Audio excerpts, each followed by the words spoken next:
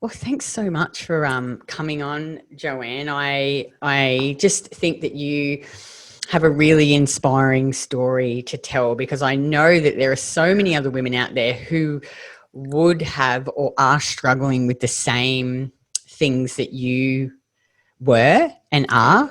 And, you know, you've been in the program, what did we say, coming up the end of the year, 2 years. 2 years, but it took you 11 months to get your shit together. Yes, it did. Yeah, and so many times you could have quit, you know. Yeah. And I remember having that conversation with you at the event, and you look totally different, you know, like your face isn't puffy anymore, your goiter's gone down, which is so incredible. Like, and I actually remember thinking, like after we had the conversation, I thought, I don't know if she's going to make it. Yeah, like I can't blame you for that. Yeah, I honestly didn't know either, but I knew it was my decision to make. I had to decide. So but it really is amazing. So let's start. Like, tell everyone, you know, what your background is with your health and what you've done and where you ended up before you started the program. Yeah. Okay. So I've had a long history of thyroid issues, and I was on a thyroid extract compounded prescription from an endocrinologist, been with him for about 20 years and had the same prescription for like 20 years. Basically, my thyroid was underactive, not performing and not doing anything for me really.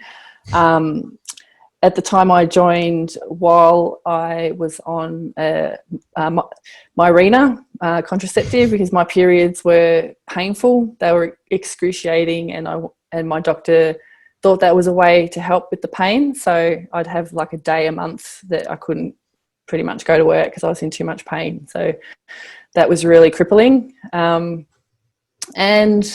I had a history of weights. I used to love training. I was a power lifter, and so I decided one day after seeing you on Facebook that's it. I'm going to try this again. I'm going to go back to the gym, try something different. So I was also big into booze. So I work at a brewery. So I've worked at a brewery for years, and there's beer all around me all the time. And I've worked in hospitality, and I love food and wine and all that kind of stuff. And I used to drink every single day. So after work, I'd drink. On the weekends, I'd drink a lot.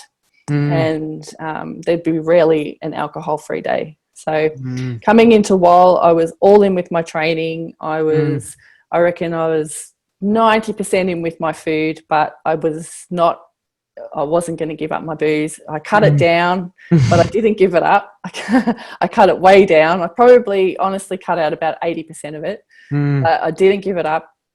And I was frustrated. So what about diet wise? Like before you joined, had you done many restrictive diets? I had done everything really. I had done. Could I say, what haven't you done? Oh yeah. Well, I quit sugar for a long time. I did Pete's Paleo for a while, and I did a lot of cutting carbs and tried keto, but couldn't last with that. So I just tried a few things, and a few things worked, but then they just weren't sustainable. So, and I've got a hubby who's Italian and loves carbs. So he's all about the carbs, and he just was ready for divorce when I wasn't going to serve him carbs anymore. So if you love it well, then we're like so pro carbs. Oh my God. When I joined Wall and said, you don't have to eat broccoli anymore, babe, he was just in heaven. So happiest thing ever. So he's happy because he doesn't have to eat broccoli. Oh, that's so funny. Yeah. And can you talk about, because I think a lot of women would really relate to this, your mindset in the first 11 months and what really stopped you from fully committing and going all in? Yeah. I felt I was giving up, or I would have been giving up more than what I was getting. So I was really afraid actually to give up the social aspect of booze, and I was afraid of the reaction of my friends, my family, my partner, because that's what we do. We get together, we drink, we talk, we laugh, but it's always around booze. So that was really what kept me drinking. So I stopped drinking at home by myself after work. That was fine, but that was the little bit that I was hanging on to. Like, I'd still always drink with friends, or drink for an occasion, or drink for something, anything. Yeah.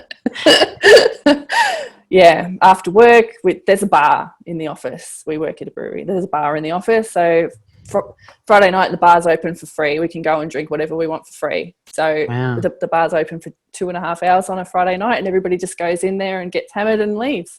So that was routine, you know, to go in there after a hard week of work and drink. So, yeah, it was only after I decided that I wasn't going to get where I really wanted to go by doing what I was doing that something had to change, and I needed to give it a shot. So I thought of it like an experiment. So it's funny how you hold on to it, I reckon. Because I remember, like, I didn't really fully, like, when I very first started this with Emma and the training, like, I made a lot of really good changes, but I still wasn't as consistent as I am now. Like, I didn't fully embrace the lifestyle, I don't think, and I still was drinking. You know, so I'm like you. Like, I love alcohol. Like, I still do. Yeah, I love it. It's, but I just, like you say, I don't like, well, you said you don't get hangovers, but I don't like how it makes me feel, you know, and it's funny though how you try and change everything else, but you think, you're like, oh, I'll still just drink. Yeah, that was exactly the way I thought. I'll change everything else. I'll nail my macros, but I'm going to drink. Yeah. And it just didn't work. So I was getting strong as anything. I was so strong. You are strong. I am strong. I was getting all the weights. The training was not an issue, but I was just stacking on weight because my muscles were growing. I was getting really strong, but I was putting on weight. So it was scary to me to be as big as I was. But so I had to make a call. I had to make a call to either do it properly or just stop. So I thought of it like an experiment. Thought, well, I'm going to be a scientist and take out booze and see what happens. And I did it at Christmas like an idiot. Even more amazing. Yeah, I stopped the end of November. Wow. And what was the turning point though? Like, what was it that made you go? It was you. It was your talk to me at the event. So I kind of knew I'd been a couple of weeks already booze free by the time we got to the event, but in my mind that wasn't full on. That wasn't like, that could end at any time. If somebody rang and said, "Do you want to go catch up for a beer?" I'd be like, "Yeah, sure." But I'd had a couple of weeks under my belt by the time the event happened, and then we had a chat, and you basically asked me, you know, "Don't you want to know?" And I thought, I kind of do. I do want to know. So there's only one way I'm going to find out. I have to do my experiment. So I thought, right, I've got a couple of weeks under my belt. I'll just keep going. And so I did. I kept going, and I did it at the hardest time of the year with all the social Christmas events, with Christmas Day, with New Year's Eve, with everything, and I did not drink. So I did not drink. I didn't have a drink until the end of August, just gone. So, yeah, I went 9 months without having a drink of alcohol, and I can't even tell you when the last time that was. Would have been before I was legal. Yeah. That is real. And you know what I think is more incredible too? Like you said, your partner, he'll have a beer or a wine every night. He has beer or wine every single night. I still don't drink. I smell the wine. When he opens a beautiful bottle, I'll smell it, and I love it, but I don't have any. Is he supportive of you and this? Yeah, he wasn't in the beginning. He was kind of, why do you want to do that for? He couldn't really understand, but he's seen the change in me as well. And I think he understands now that one goes with the other. So yeah, because I've worked hard before and haven't got the results, and now I'm working hard even through lockdown. It's been harder to work hard, but I'm working hard, and Staying booze free. I've got the results and I'm booze free. So Oh, it's just it is. I think you're amazing. And let's talk about, so like, you know, since that when you were like, okay, because I just remember at the event, like, you know, you talked about you've had a goiter your whole life. Like, look at your neck now. Yeah, it's virtually gone. It's just got a bit of skin left over from where the big lump was. But yeah, crazy. It's crazy. Yeah, face, like, it's just so much, like, because you looked puffy. You know, I think the alcohol makes you puffy. Yeah. You know, and you said your periods are now Periods regular are and pain-free. Yeah, regular. Which is just amazing, isn't it? And like, talk about your body. How's your body changed? My legs, I'm totally in love with my legs. They're now shaping up, and I'm seeing things like when I see my reflection in my balcony mirror when I train, I can see muscles and tightness through my upper body that I've never seen before, because I've always been, like you said, a bit puffy. So now I'm seeing more definition come through, and my legs are, we actually saw friends this weekend. We've got a friend running for local council who wanted some help letter dropping, so we went to help on the weekend just to get out of the house, basically, an excuse. And I had on leggings and hadn't seen these people for 6 months, and they know us pretty well, and they took one look at me and said, "Oh my God, look at you, look at your legs, you can see, what have you been doing?" So that was pretty good validation, pretty good to hear that, you know, oh, someone's noticing. That's good. So it's made a big difference. And how long did you take your thyroid meds for? I was on thyroid meds for probably close to 20 years. Wow. Yeah. And now you've been off them now for? Well, since I stopped drinking, but pretty much the same time as the event. So around about the event time, my prescription was running out, and I was going to run out of my meds, and I hadn't made an appointment to see the doctor to get another prescription, and then I just didn't get around to it, and then I hadn't had them for a couple of weeks, and I thought, oh well, let's just not get them anymore and see what happens. And I expected to fall in a heap for a while, and I didn't. So it kind of gave me a little bit of hope that maybe my thyroid might be working a bit better after, you know, a year on this way of eating. So I think it is working a little bit better. So I've got, my temps are good. Something must be working if I'm not waking up freezing cold. So yeah. Great. Wow. And look, anyone listening to this, I don't recommend that you just stop taking your medication. No, I don't recommend your doctor, it either. of course. Speak to a doctor. It was an accident. Work with them to come off it. But isn't that great? Isn't it great that you know, your temps and pulses are good, your periods regular? Yeah. Feel like, how are you feeling in yourself? I feel lots more confident than what I was, and I'm really proud actually of the work. You should be proud. Yeah. Craig's proud of you. Thanks, sausage. He always talks about you guys. He has a soft spot for you guys. No, he works as hard, and I love it. Yeah. You should be proud of yourself though, because I know how hard it is to stop drinking. But really, you know what though, I want to say to anybody listening, it's actually not, your people in your circle won't give you as hard a time as what you think. So they won't. They'll think you're crazy, and they might mock you for a while, but then they'll be intrigued and they'll ask you questions. So it doesn't last more than the initial curiosity, and then they just don't care really. They don't care. They can still drink. They don't give a shit. That's right. I can still drink. That's right. That is 100% right. You know, that's actually a really good point, because I think a lot of women, you know, they get worried that their friends or their partner, and I think, you know, that was my biggest roadblock. That was my biggest roadblock to it all. I remember actually you saying to me at the work functions, I said, they're not going to give a fuck. No. Like, I still went to the Friday night bar and I would drink.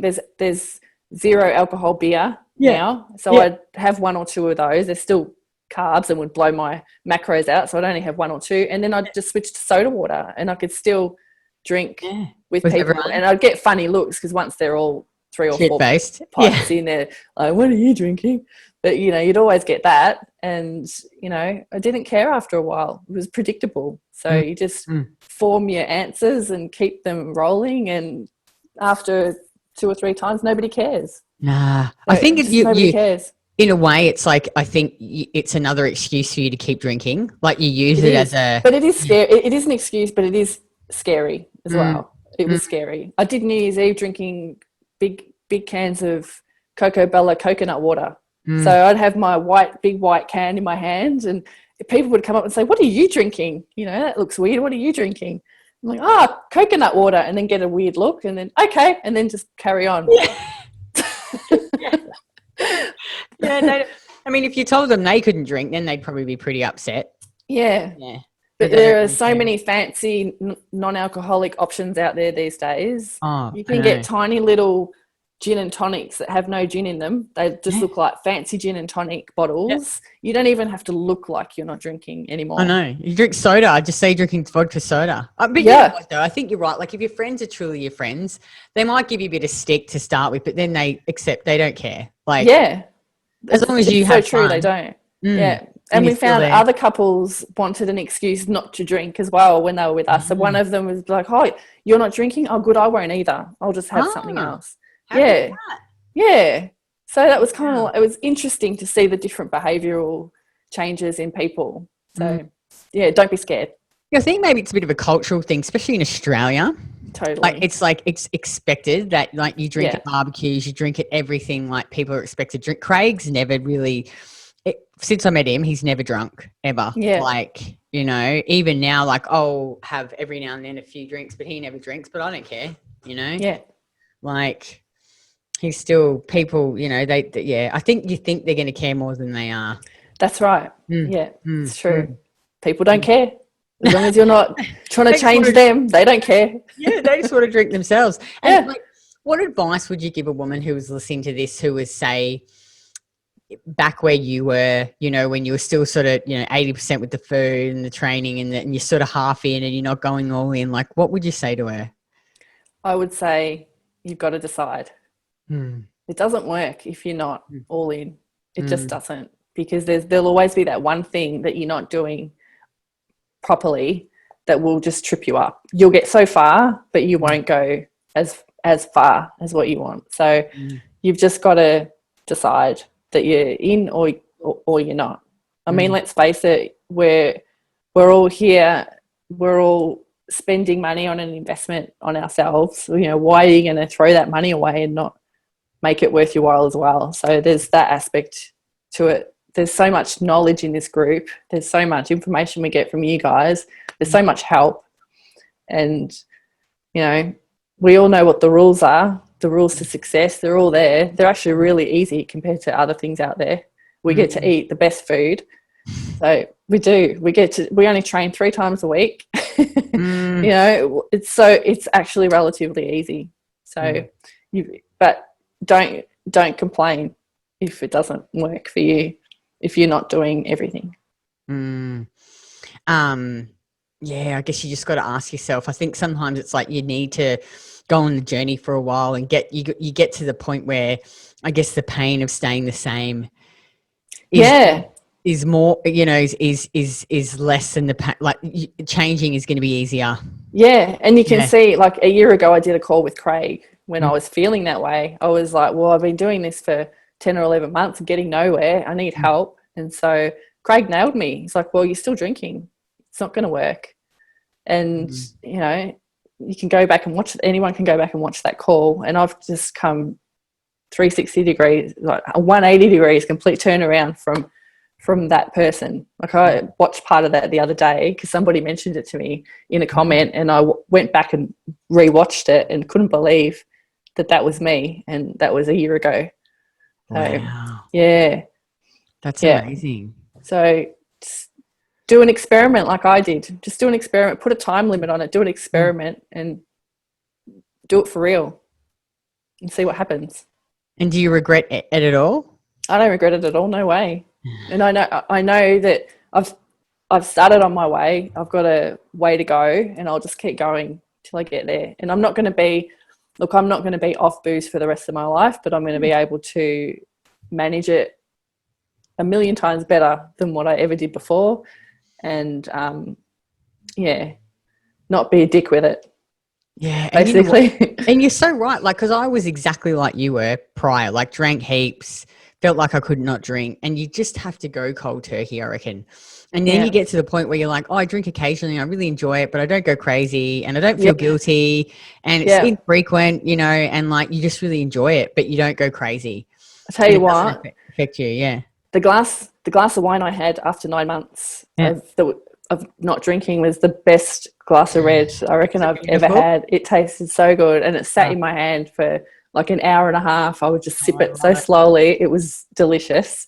And then I had a couple of glasses on my birthday Mm, a few weeks ago, and they were just, I bought a beautiful bottle. I bought an expensive, beautiful yeah. bottle, Yeah. and I shared it with my partner, and I Oh, enjoyed every mouthful of that yeah. wine and Yeah. felt amazing. And that's it now.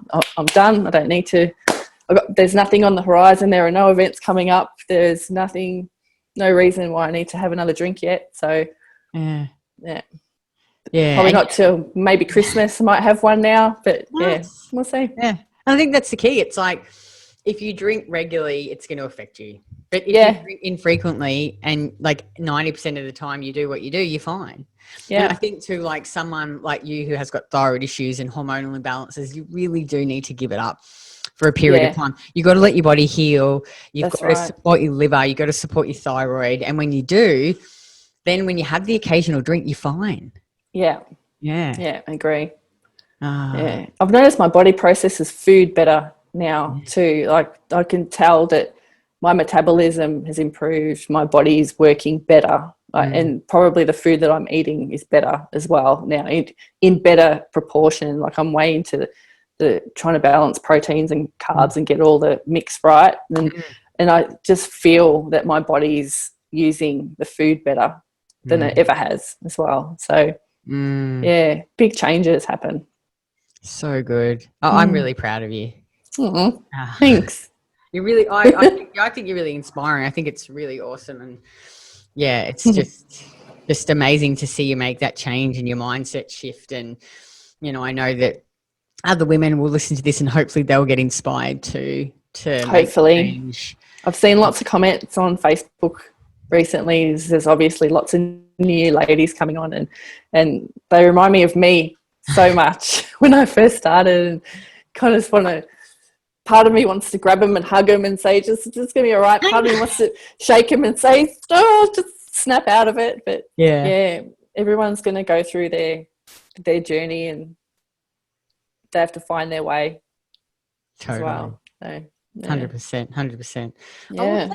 thanks so much, Joanne, for coming on the show. And ladies, I hope that you found that, um, you know, educational, inspiring, and you know, you can see that it is possible to really break free from those restrictive diets and you know, not only have, you know, better periods and improve your metabolism, but actually get the body that you want in a healthy way. Like you can Yeah. do it. You can do it. Strength training, eating more food. You just got to go all in and keep persisting even when you fail. Because you're just the perfect example of that. Like you could have given up so many times, Yeah. but you Yeah. didn't. Could have, didn't, Yeah. won't.